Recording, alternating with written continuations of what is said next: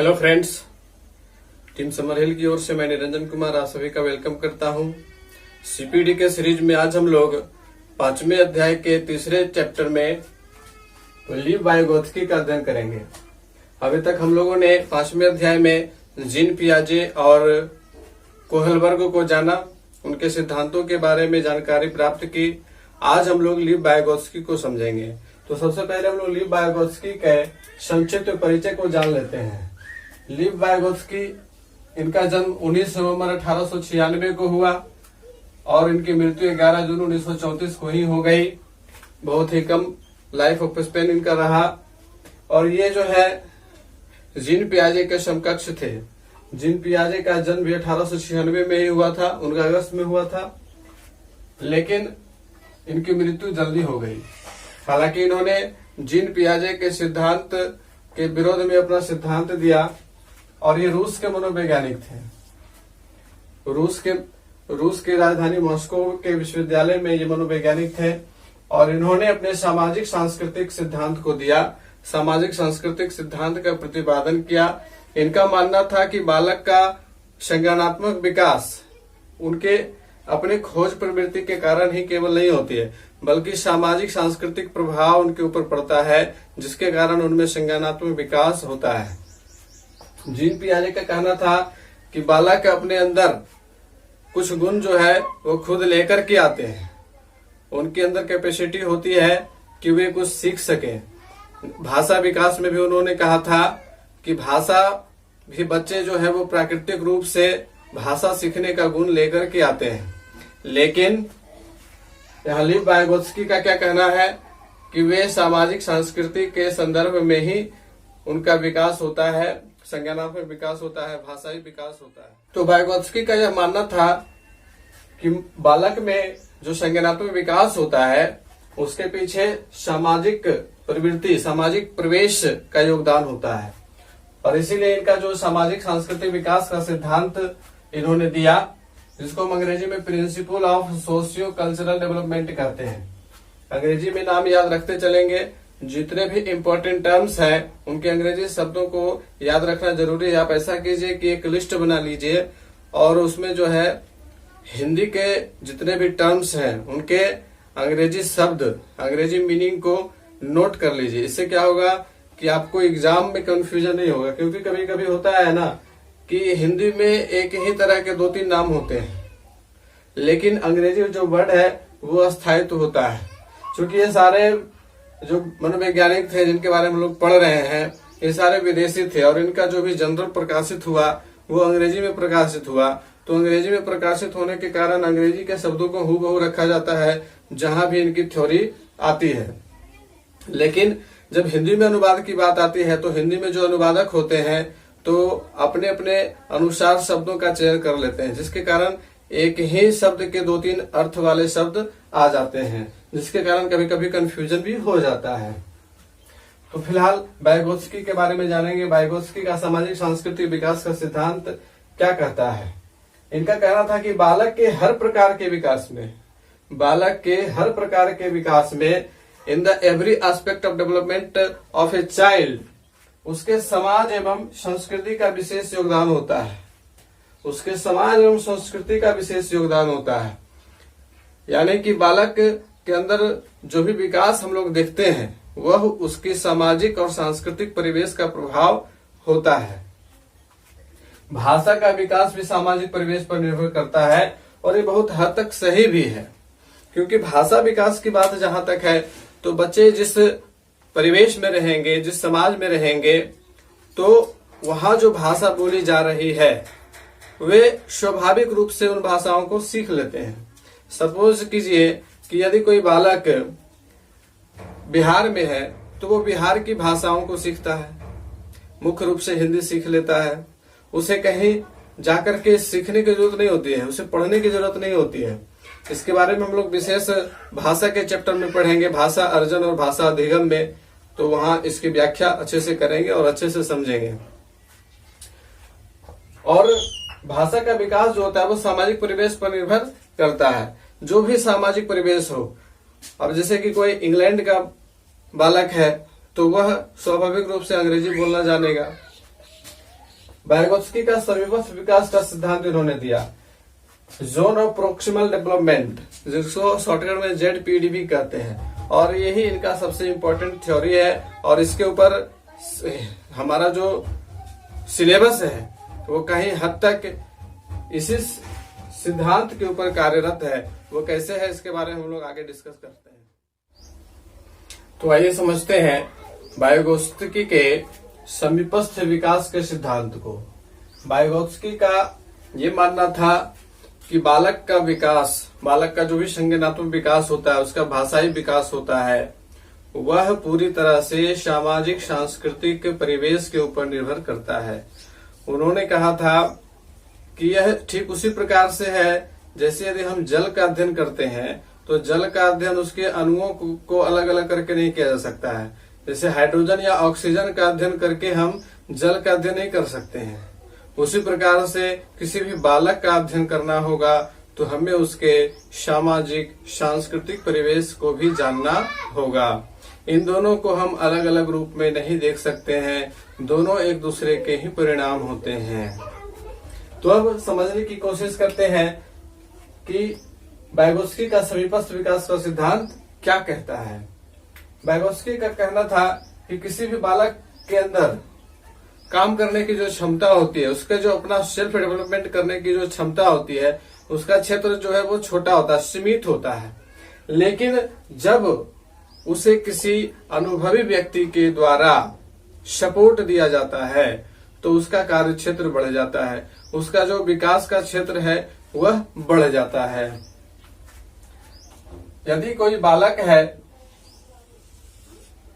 उसके कार्य सीमा, उसकी जो कार्य सीमा है एक परिधि के अंदर है, और वहीं जब वह किसी अन्य अनुभवी व्यक्ति के संपर्क में आता है, सपोज दैट कि वह टीचर के संपर्क में आता है, टीचर के संपर्क में आने के बाद उसका दायरा बढ़ जाता है। अब उसे ज्यादा नॉलेज है पहले की तुलना में, तो यह जो क्षेत्र है, जो दायरा उसका बढ़ गया, यह क्षेत्र ही ZPD कहलाता है। और यह जो सहारा प्रदान किया गया उसको अंग्रेजी में स्कैफोल्डिंग कहते हैं। क्या कहते हैं? स्कैफोल्डिंग। इस शब्द को भी याद रखेंगे। स्कैफोल्डिंग का मतलब होता है टू सपोर्ट, अर्थात सहारा देना।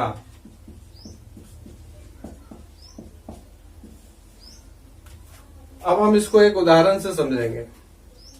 एक बच्चा क्लास में आता है और वह जोड़ की क्रिया को सीखना चाहता है। जोड़ की क्रिया सीखना चाहता है तो क्या वह स्वयं से जोड़ की क्रिया सीख लेता है? नहीं, शिक्षक उसे पहले सिखाते हैं। जब प्राइमरी क्लास में बच्चे आते हैं तो उन्हें गणित का अध्ययन करने के क्रम में सर्वप्रथम मूर्त वस्तुओं से उनकी अवधारणा को क्लियर किया जाता है। जैसे कि जब वो जोड़ना सीख रहे होते हैं या गिनती करना सीख रहे होते हैं, तब टीचर उन्हें कोई टॉफी दे करके या कोई खिलौना दे करके या फिर बोर्ड के ऊपर कोई चित्र बना करके उसकी गिनती करवा करके उसकी गिनती की अवधारणा विकसित करते हैं। अब जैसे कि कुछ भी बना दिया गया और बच्चों को कहा गया कि इसको गिनती करके बताओ कि ये कितना है। यदि बच्चा गिन लेता है तो उसकी गिनती की अवधारणा सही है। और क्लास 1, 2 ये जो है प्राइमरी सेक्शन का सबसे न्यूनतम स्तर, और 6-7 वर्ष की अवस्था में बच्चे इस क्लास तक पहुंचते हैं तो तब तक वे कुछ ना कुछ लेकर के आते हैं।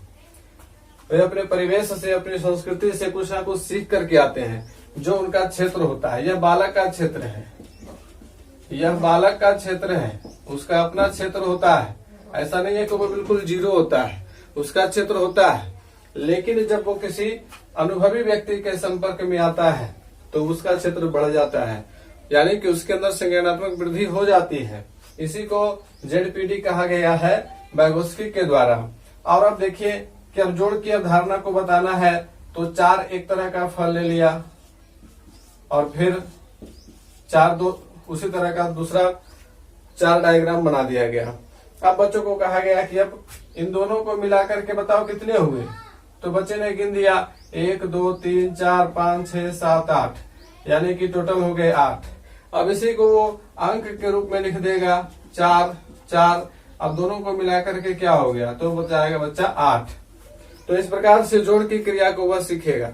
धीरे धीरे इसी क्रम में आगे बढ़ते हुए बच्चे का संज्ञानात्मक विकास होता है। अब जैसे इसको और अच्छे वे में समझ सकते हैं, जब बच्चा और आगे बढ़ता है, प्राइमरी क्लास के अगले सेक्शंस में जाता है, अपर प्राइमरी में चला जाता है, तो वहां से शिक्षकों का और ज्यादा दायरा बढ़ जाता है और फिर उसके अनुसार, बच्चे के सीखने के अनुसार शिक्षक जो है पाठ्य योजना तैयार करते हैं। आप लोगों ने भी प्रशिक्षण के दौरान पाठ्य योजना तैयार किया होगा। आप लोगों को भी विद्यालय भेजा गया होगा प्रथम वर्ष एवं द्वितीय वर्ष में, तो वहां पे जाने के बाद आप लोगों को भी पाठ्य योजना, लेसन प्लान, अब तो लर्निंग प्लान आ गया है, लर्निंग प्लान तैयार करना होता है। तो दरअसल वो है क्या, लेसन प्लान या लर्निंग प्लान जो भी है, तो लेसन प्लानिंग जो होता है या लर्निंग प्लान है, तो ये दोनों जो है वो बेसिकली यही है, जेडपीडी है, इसके फोल्डिंग है कि आप बच्चे के अधिगम में कितना विस्तार कर सकते हो और कैसे विस्तार कर सकते हो। ठीक है, तो इसी चीज को आपको समझना है। और वाइगोत्स्की का ये सिद्धांत है, भले ही वे बहुत ही कम उम्र तक जीवित रहे थे, लेकिन उनका जो सिद्धांत पड़ा, यह सिद्धांत आज पूरे वर्ल्ड में फेमस है। और जो भी सिलेबस होता है, तो सिलेबस का अधिकांश हिस्सा जो इसी पैटर्न के अनुसार चलता है। टीचर का जो भी टीचिंग पैटर्न है, टीचिंग सिस्टम है, तो वाइगोत्स्की के सिद्धांत के अनुसार ही है। हम लोग क्या करते हैं, बच्चों के जो पहले से वो ज्ञान है, उस ज्ञान को और विस्तृत कर देते हैं। क्लास 6 में जो साइंस के बच्चे होते हैं, वो जब क्लास 8 में जाते हैं, तो चूंकि 6 और 8 का सिलेबस लगभग एक जैसा होता है, थोड़ा सा विस्तरित होता है। फिर जब 8 का बच्चा क्लास 10 में आता है, तो 10 में भी और ज्यादा उसी को विस्तार पूर्वक पढ़ाया जाता है। जैसे कि प्रकाश है, तो प्रकाश का केवल इंट्रोडक्शन है 6 में, क्लास 8 में जाके दर्पण के बारे में भी बतलाया गया है, और क्लास 10 में दर्पण में बनने वाले प्रतिबिंबों का चित्रण है, उसका फॉर्मूला है, दर्पण का सूत्र क्या होता है, आवर्धन क्या होता है, यानी कि उसको और ज्यादा विस्तृत करते जाना है, बालक के क्षेत्र को बढ़ाते जाना है। जैसे जैसे उसकी कक्षा बढ़ते जाती है, वैसे वैसे उसका क्या होगा, जेडपीडी भी बढ़ता जाएगा। जोन ऑफ प्रोक्सिमल डेवलपमेंट क्या होगा, वो बढ़ता जाएगा कक्षा के बढ़ते क्रम के अनुसार। तो एक बालक क्या सीखता है, कितना सीखता है, इसका पता भी जेडपीडी के द्वारा लगाया जा सकता है, और इसी के लिए उसका मूल्यांकन किया जाता है, जिसको हम लोग एग्जामिनेशन भी कहते हैं। और अब तो सीसीई आ गया है, कंटिन्यूअस एंड कॉम्प्रिहेंसिव इवैल्यूएशन, जिसको हम लोग सतत एवं व्यापक मूल्यांकन के नाम से जानते हैं। तो उसमें भी यही चीजें हैं कि बच्चे का संज्ञानात्मक के साथ साथ सांस्कृतिक विकास कितना हुआ है। बिल्कुल वाइगोत्स्की के थ्योरी को इम्प्लीमेंटेड कर दिया गया है एनसीएफ 2005 के द्वारा, कि अब जो है सीसीई होता है।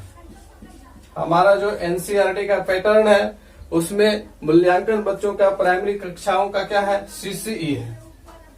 1 to 8 की मैं बात कर रहा हूं, तो 1 to 8 में सीसीई होता है। सीसीई को कंटिन्यूअस एंड कॉम्प्रिहेंसिव इवैल्यूएशन कहते हैं, यानी कि सतत एवं व्यापक मूल्यांकन, लगातार मूल्यांकन होते रहता है बच्चों का। हम लोग अपने बच्चों का लगातार मूल्यांकन करते रहते हैं, और केवल विषयगत क्षेत्रों में ही नहीं, बल्कि विषयगत से बाहर, यानी कि सह शैक्षणिक गतिविधियों से भी बच्चों का आकलन होता है। जैसे वह डिसिप्लिन को कितना फॉलो करता है, वह साफ सफाई को कितना फॉलो करता है, वह अनुशासन तो मैंने कह दिया, सामाजिक सांस्कृतिक गतिविधियों में कितनी रुचि लेता है, खेल कूद में कितनी रुचि लेता है, इत्यादि। तो इससे क्या होता है कि बच्चों के संपूर्ण डाटाबेस की जानकारी मिल जाती है, और उनके डेवलपमेंट के बारे में टीचर को जो है एक आइडिया मिल जाता है कि इसकी कमजोरी कहाँ है, बच्चे में कहाँ कमजोरी है, बच्चे को कहाँ सपोर्ट देने की जरूरत है, बच्चे को कहाँ गाइड देने की जरूरत है, बच्चे कहाँ कमजोर पड़ रहे हैं, उनको कहाँ ज्यादा जरूरत है मदद की, तो उस विषय में उनको ज्यादा जरूरत के अनुसार जो है उनको सपोर्ट दिया जाता है। तो स्कैफोल्डिंग उसको कहते हैं। क्या कहते हैं उसको? स्कैफोल्डिंग कहते हैं। और इसी स्कैफोल्डिंग को हम लोग आगे जाकर के निदानात्मक और उपचारात्मक निदान के रूप में जानते हैं, शिक्षण के रूप में जानते हैं। जब कोई बच्चा पिछड़ रहा होता है तो उसे स्कैफोल्डिंग दिया जाता है, सपोर्ट दिया जाता है। किसके द्वारा? तो शिक्षक के द्वारा। किस रूप में दिया जाता है? तो उसको उपचारात्मक शिक्षण कहते हैं, निदानात्मक शिक्षण कहते हैं। तो एक तरह से वाइगोत्स्की का ये जो सिद्धांत है, समीपस्थ विकास का सिद्धांत, ये पूरे के पूरे हमारे सिलेबस में आया हुआ है। तो आप लोगों को इसे समझना अति आवश्यक है और इसके अनुरूप अपनी समझ को विकसित करना भी जरूरी है, क्योंकि एज ए टीचर इसकी बहुत ही बड़ी महत्ता है कि हम अपने बच्चों को, अपने छात्रों को समझ सकें। हमारा दायित्व क्या है कि छात्रों को समझना, उनके व्यवहार को पूरी तरह से जानना, वे किस क्षेत्र में ज्यादा बेहतर कर सकते हैं। यदि शिक्षक को इस बात का पता चल जाता है तो वह अपने छात्रों के बेहतर भविष्य का निर्माण कर सकते हैं। तो ये वाइगोत्स्की का समीपस्थ विकास का सिद्धांत आप लोग उम्मीद है कि समझ गए होंगे। अब हम लोग आगे बढ़ते हैं। तो आज के अध्याय में हम लोगों ने लीप वाइगोत्स्की को जाना है। तो 5वें अध्याय को एक बार समाप्त कर लेते हैं हम लोगों ने अभी तक जीन पियाजे,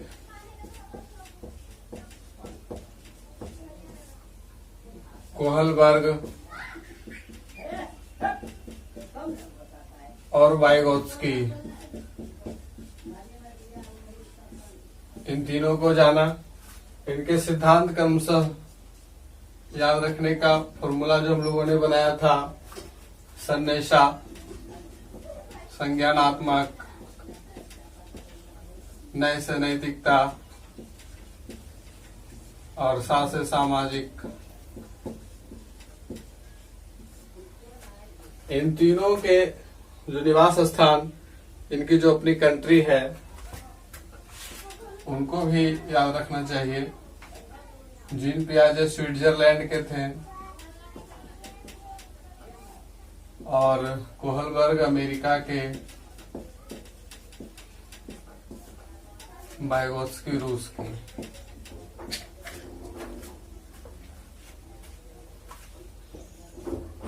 तो इस प्रकार से जीन पियाजे, कोहलबर्ग और वाइगोत्स्की, ये तीन मनोवैज्ञानिकों के सिद्धांतों को हमें समझना है और इसके संबंध में अपनी धारणा को स्पष्ट रखना है। और केवल परीक्षा के दृष्टिकोण से ही नहीं, अभी तो एक शिक्षक होने के दृष्टिकोण से भी इन तीनों मनोवैज्ञानिकों के संबंध में जो भी अवधारणाएं इन तीनों मनोवैज्ञानिकों ने दी, जो सिद्धांत इन्होंने दिए, बाल मनोविज्ञान के क्षेत्र में इन्होंने जो अध्ययन किया और उससे शिक्षा के क्षेत्र में आमूलचूल परिवर्तन हुए, शैक्षिक पैटर्न में कई तरह के बदलाव हुए। तो आज हम लोग अपने सिलेबस में देखते हैं कि इन मनोवैज्ञानिकों के सिद्धांतों को फॉलो किया जाता है। तो इसीलिए हमारी समझ जो है इस संदर्भ में विकसित होनी जरूरी है, ताकि हम केवल परीक्षा को ही ना सफल हो सके, केवल परीक्षा को ही ध्यान में नहीं रखना है, बल्कि अपने आप को भी इवेल्युएट करना है, अपने आप का भी विकास करना है उस दृष्टिकोण के अनुसार, ताकि हम भी एक अच्छे बेहतर शिक्षक के रूप में अपने आप को स्थापित कर सकें। तो उम्मीद है कि आप लोगों ने अभी तक का जो भी क्लास आप लोगों ने देखा है उसका नोट्स आप लोगों ने बना लिया होगा और किताबों को मैंने अपने वेबसाइट पे अपलोड कर दिया है और वेबसाइट का एड्रेस आप लोगों को मैं बता चुका हूं। आज फिर मैं बता रहा हूं, teamsummerhill.simdiff.com ये हमारा वेबसाइट है। आप इस वेबसाइट पर जाकर के जो कुछ शिक्षा से संबंधी एवं सीटेट से संबंधी प्रमुख किताबें हैं, वो सारी किताबें हमारे वेबसाइट पे अपलोड हैं। आप लोगों को केवल किताबों के लिंक के ऊपर क्लिक करना है, वो किताबें पीडीएफ में डाउनलोड हो जाएंगी। वहां से आप लोगों को कहीं भटकने की जरूरत नहीं पड़ेगी, किसी अन्य वेबसाइट पे जाने की जरूरत नहीं पड़ेगी। केवल हमारे वेबसाइट पे जाइए, सीटेट टेट पेज के ऊपर आपको क्लिक करना है और वहां से किताबों के लिंक को डाउनलोड कर लेना है। Thank you, good bye. हंसते रहिए, मुस्कुराते रहिए और डीपली अध्ययन करते रहिए।